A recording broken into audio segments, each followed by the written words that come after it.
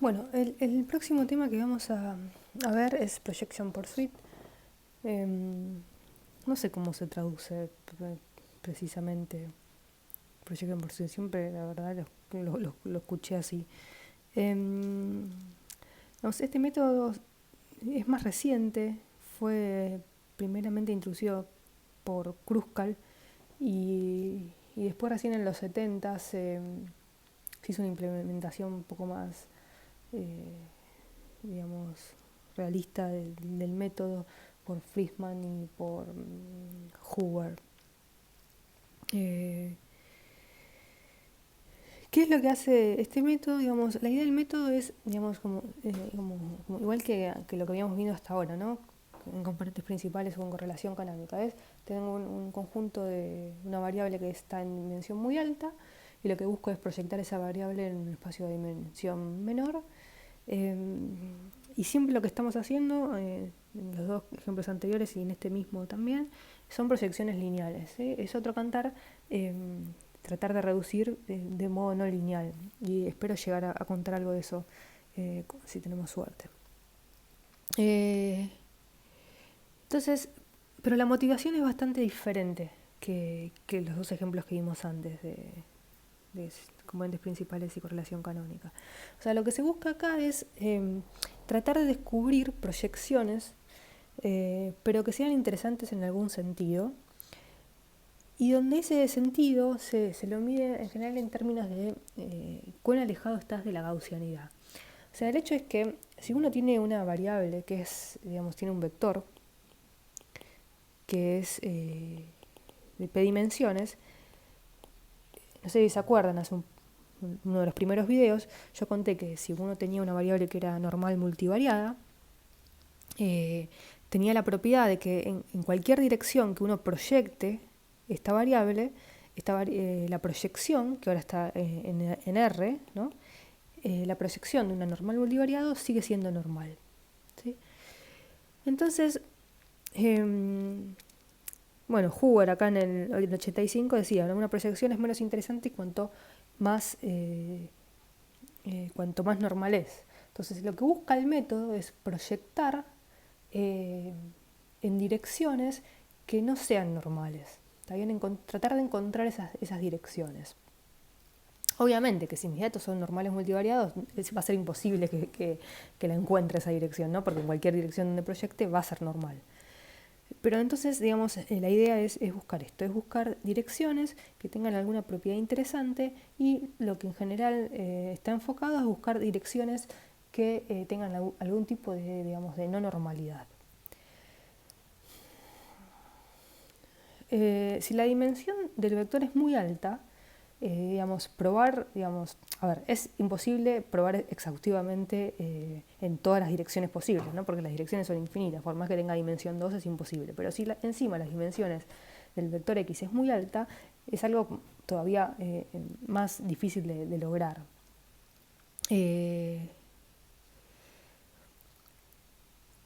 Ok, entonces lo que uno va a querer es esto, ¿no? Es encontrar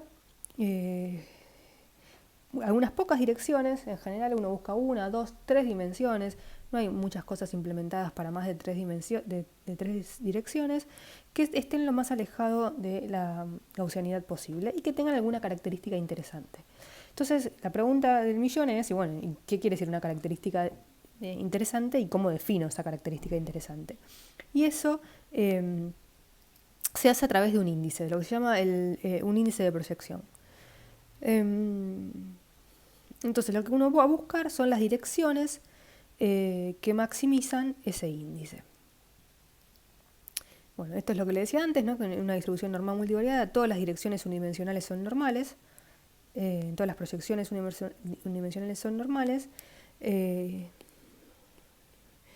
y por lo tanto son todas igual de no interesantes en este caso. Entonces, ¿qué quiere decir que es un índice de proyección? Entonces, la definición formal es un índice Q, es una función que agarra un vector en RP, agarra una dirección y lo que hace es calcular, digamos, a cada par X y A le asigna un número. ¿Está bien? O sea, es como una función que agarra un vector XA y lo manda a un numerito. ¿Sí? Entonces, para que tengan presente un ejemplo, uno podría agarrar una dirección A, podría agarrar el vector X, hacer la traspuesta por X y calcularle la varianza. Y este puede ser un índice de proyección, ¿no? Es agarra el vector, la dirección, y le calcula la varianza de la proyección, o sea, lo que me da es un numerito. Y justamente este índice digamos, si uno agarra este índice, lo que está haciendo, si uno busca la dirección que maximiza este índice, lo que está haciendo es componentes principales, ¿no? Es encontrando la dirección que maximiza la varianza. Es decir que la projection por suite es un caso particular de componentes principales cuando uno está tomando este índice en particular. ¿Sí? Pero, ¿qué otros índices podemos considerar, ¿no? Entonces, ahora esta definición la voy a contar después. Entonces, algunos índices posibles que son, digamos, usuales son estos que tengo acá. Digamos, para eso lo que voy a definir es FDA. O sea, yo para cada dirección, cualquiera sea la dirección, proyecto a mi variable X y esto tiene una cierta densidad, FDA, F sub A. ¿Está bien? Recordemos que esto es algo que está en R, por lo tanto esta va a ser una densidad en R, ¿sí? En los reales. O sea, va a ser una densidad. Algo así, si va a ser normal o puede ser algo así, no importa. Entonces, uno es el índice de entropía, es este de acá. Nada, con toda la interpretación que conlleva la entropía, que realmente no voy a andar en ella. Después está el índice de diferencias, donde, digamos, acá tenemos f una variable que es normal estándar, o sea, es la densidad de una normal, ¿sí? 1 sobre raíz de 2pi a la menos t cuadrado sobre 2. Y lo que uno está haciendo acá es mirando cuán lejos está la densidad de mi proyección respecto a la normal 0,1. ¿Sí? Fíjense que en el caso que la proyección me dé una normal, o sea que cuando yo proyecto en una dirección me da normal, esto de acá va a ser una densidad normal. ¿Está bien? Entonces lo que estoy mirando es la distancia a una normal 0,1. Es más, si yo esta variable x la pienso que está centrada en 0, o sea, antes de aplicarle projection por suite, por ejemplo, que yo estandarice esta variable x, entonces esta dirección, digamos, va a tener media 0, ¿sí? Entonces estoy comparando dos densidades centradas en el 0.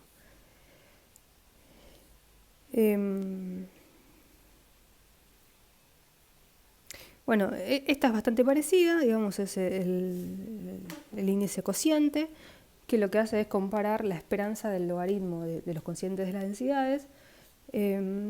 Después tenemos el índice de Fisher. Después tenemos un índice que es el de la kurtosis, también puede ser de la Skutnik, que son, que son medidas digamos, que tienen que ver con cuán asimétrica es la densidad o cuán picuda es la densidad, ¿sí? Acá posiblemente falte una raíz. Fíjense que muchos de estos índices le pasa que cuando la densidad es efectivamente normal 0,1 son 0, ¿no? Si f sub a es una normal 0,1, esta diferencia me da 0.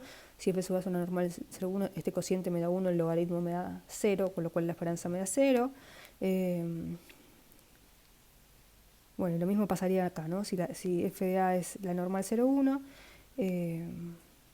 perdón, acá es phi sub a, ahora cuento que eso. Phi sub a es una normal, es la densidad de a por a traspuesta de x con x una normal estándar multivariada. O sea, no miro, acá estoy mirando la diferencia a una normal 0,1, digamos, donde esta variable, esta densidad normal 0,1 está en R, pero acá lo que estoy haciendo es agarro la dirección, la proyecto en una normal, en una variable multivariada normal 0, 1, acá sería mejor poner z en realidad, porque no es la misma x que tenía antes, ¿no? O sea, FA es la densidad de la proyección de A traspuesta por X y phi de A es la densidad de la proyección de A traspuesta por Z, donde Z es una normal estándar multivariada. ¿Sí? Entonces, en el caso que efectivamente la proyección sea una normal, algunos de estos índices me dan 0. Y esa es la definición que tenía acá antes. ¿Sí? Se dice que una proyección mide el alejamiento de la gaussianidad si cuando la proyección es gaussiana el índice me da 0. Nada, son ejemplos de índice, hay muchísimos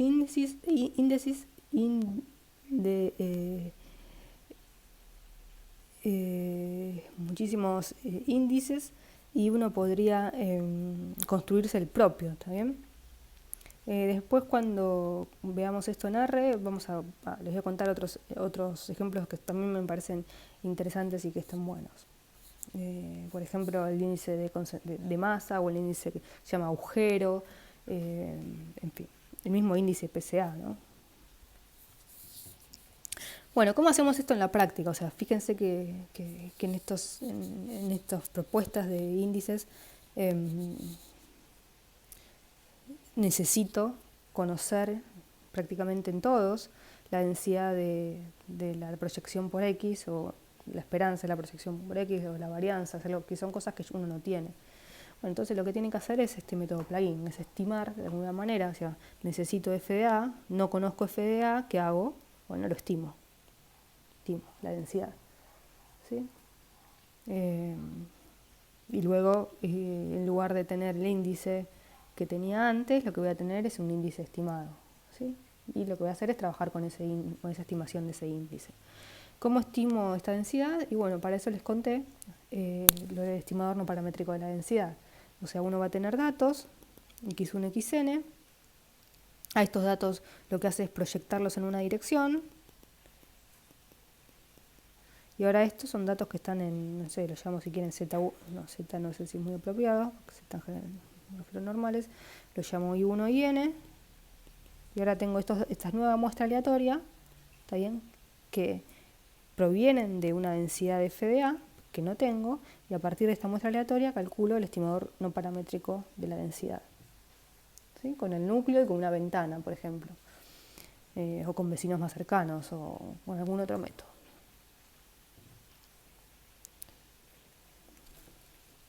Esta es una alternativa para hacerlas. Seguramente hay muchas formas de estimar el índice, posiblemente de otras maneras que no sean imputando la densidad. De hecho, esto mismo uno no lo calcularía imputando la densidad, sino usando, digamos, promedios de los datos o estimando las esperanzas y las varianzas con un estimador más sencillo de la esperanza y la varianza, ¿no? Bueno, ¿qué pasa en dimensión 2? ¿No? Bueno, si ahora yo quiero buscar dos direcciones, ya voy a necesitar otro tipo de índice, ¿no? Porque yo quiero ahora encontrar a 1 y a 2 que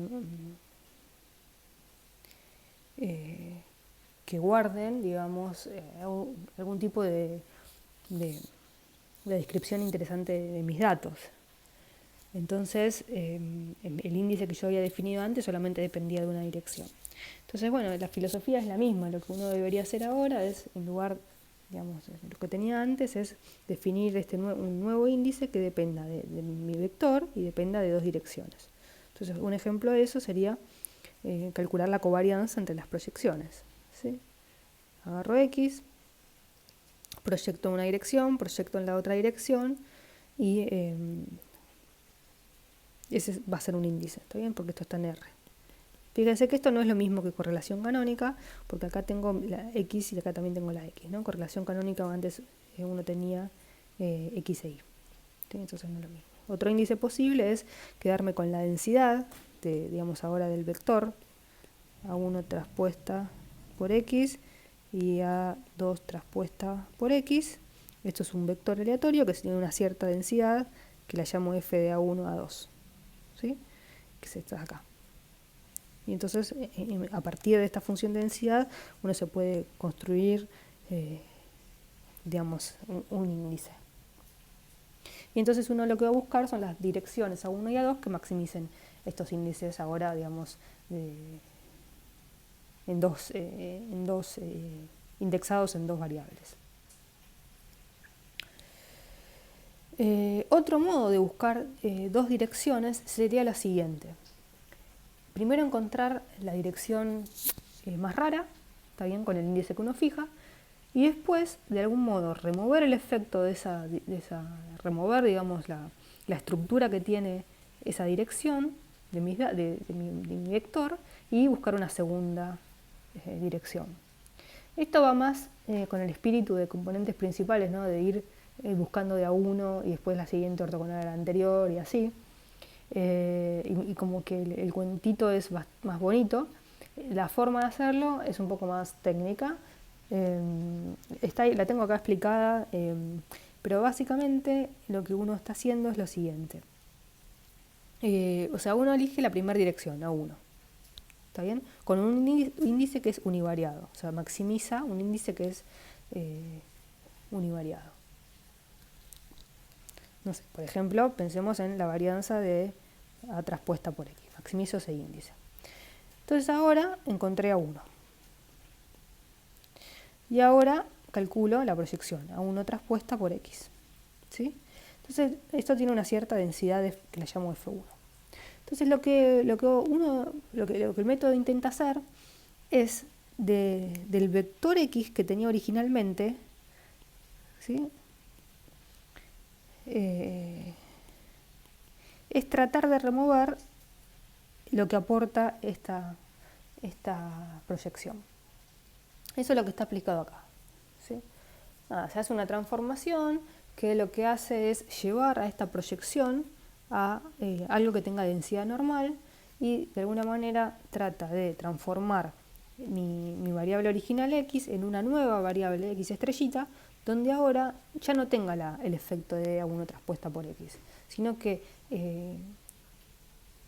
digamos, esta nueva transformación, esta nueva variable X estrellita, tiene el mismo contenido respecto a las otras variables, pero diferente contenido respecto a la transformación de A1 traspuesta por X, la distribución de A1 traspuesta por X. Sé que no estoy siendo muy precisa en cómo elimino la estructura, digamos, acá está explicado. Podemos después ver bien cómo se hace. Me parece que no vale la pena tampoco invertir mucho tiempo en entender esto. El punto es que uno lo que está buscando es calcula un índice calcula una dirección a través de un índice univariado, remueve la información que tiene esa proyección en la variable aleatoria, ¿sí?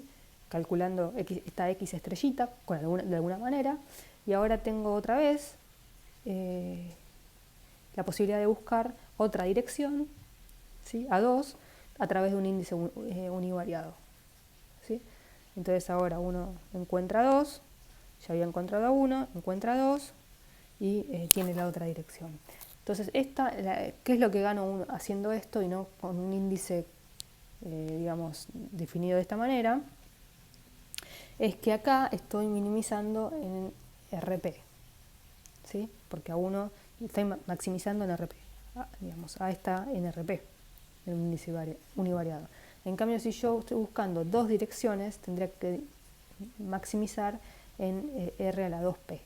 O sea, estoy ampliando mucho el espacio donde estoy buscando un máximo y un mínimo, y eso no es tan trivial en algunos casos de hacer.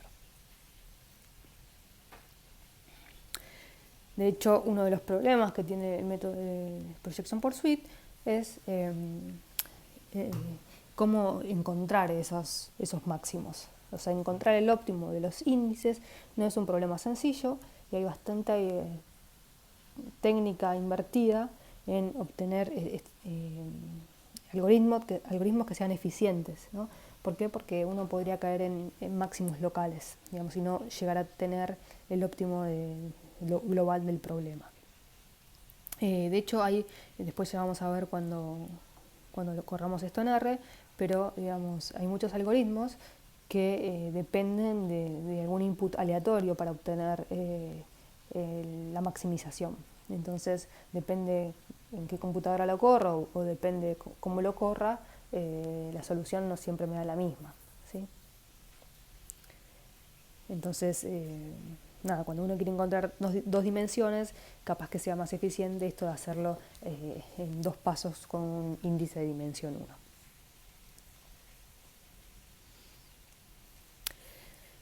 Bueno, en otro video les voy a contar el paquete por suite, que está bueno, es para obtener los índices. Y algo que está muy bueno y que va casi más allá de esta herramienta, digamos, de esta técnica de proyección por suite, es el paquete Tour. Y tiene varias variaciones el paquete Tour, Grand Tour, Tour 3D, no sé. Yo les voy a contar un poco de qué se trata y es un paquete de visualización que está muy bueno realmente. Y lo vamos a ver con 2 ejemplos de datos. Los datos de iris, que bueno, no, en algún momento tenían que aparecer, son ejemplos de todo y hasta acá resistí, pero ya caí en la trampa. Y unos datos de vinos que también se encuentran fácil en la web. ¿Qué hay de Projection por Suite? Hay bastante también, como en todos los temas.